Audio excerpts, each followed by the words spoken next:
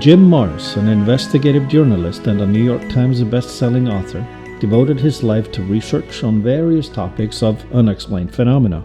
He published 14 books, starting with Crossfire, an investigative look at the assassination of President Kennedy, which became the foundation for Oliver Stone's blockbuster movie, JFK.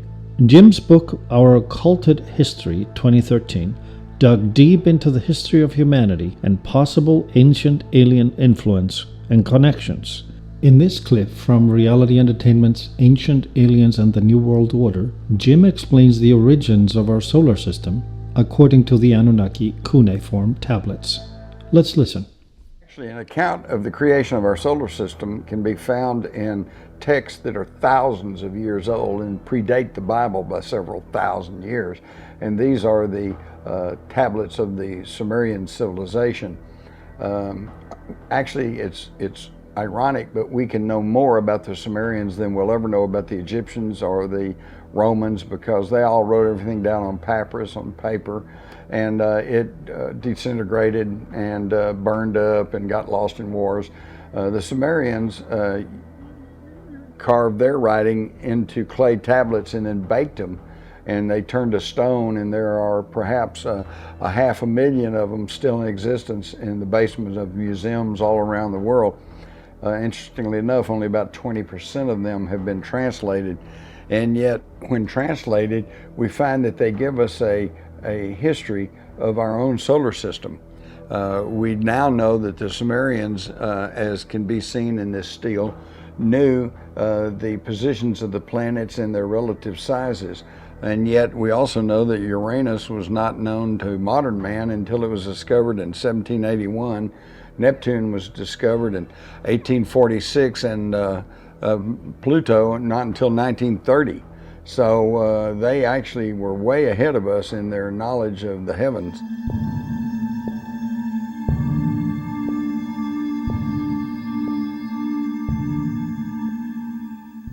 According to the Sumerian tablets, everything began with a huge planet called Tiamat. And Tiamat was located between Mars and Jupiter. And it was a huge planet, much larger than the Earth, and was a watery planet full of water. In their cuneiform tablets, the Sumerian told us of the war in heavens, the clashes that took place, and as read as a metaphor for the creation of our solar system, it tells an incredible story. It tells of another planet known as Nibiru, known as the planet of the crossing, and that's because Nibiru apparently has an orbit that takes it outside our solar system and cycles around every 3,600 years, or approximately. And that would constitute one of their years. And it is destined to return to the vicinity of the Earth in 2060, but that means it could be nearing our solar system now.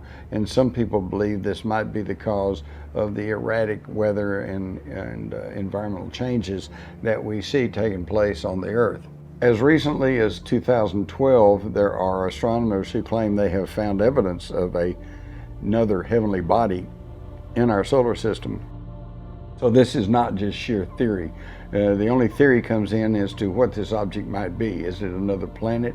Is it a dwarf sun that's imploded? Is it a dark hole? We're not sure. And of course, the government acts like there's nothing going on. But then what else is new?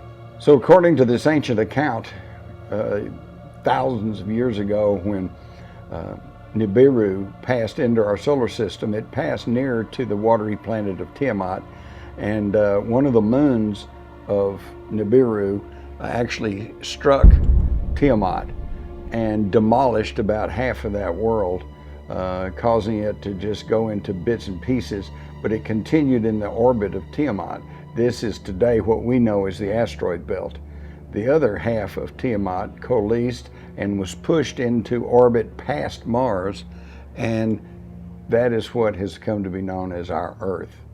And this could explain why Martian rocks and Martian fossils have been found on the Earth, and why that some of the water samples have shown evidence of Martian life, because it started off as Tiamat.